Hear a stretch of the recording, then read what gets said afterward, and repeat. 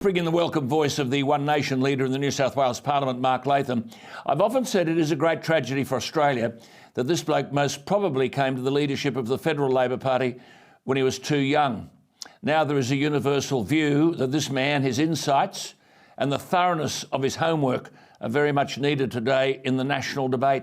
He joins us, Mark. Thank you for your time. Mark, to this current energy crisis, what is the relationship, in your view, between renewable energy and reliable energy? Well, the renewables are forcing coal out. Alan, we've got to understand that the crisis we've got now with the threat of blackouts, people being told to turn their appliances off around this time of the evening and prices going through the roof, this is a deliberate policy. It's a deliberate policy of each and every state government to drive coal and gas out of the electricity market. And if you drive it out without a replacement, of course, this is what you get. You get a paucity of supply and the likelihood of blackouts at some stage in the winter. And of course, it'll be much worse in the coming summer if it's a hot summer. But what you need to understand is that Matt Kean's policy in New South Wales, for instance, of driving the coal-fired generators out, there's no incentive for the companies to do any maintenance on their units. So half the units are down at any one time. Yeah. So the companies think, oh, well, we're closing a Raring.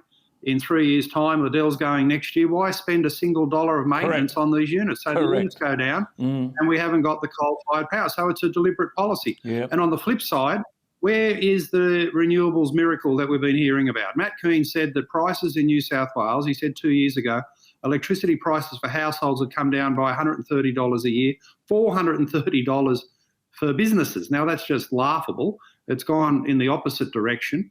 And we got some documents out of the upper house processes just 2 weeks ago that showed that Kean's renewables won't be of any effect by 2026 until the earliest. And the pumped hydro, which is supposed to keep the lights on when the sun's not shining, the wind's not blowing, that's earliest at 2027.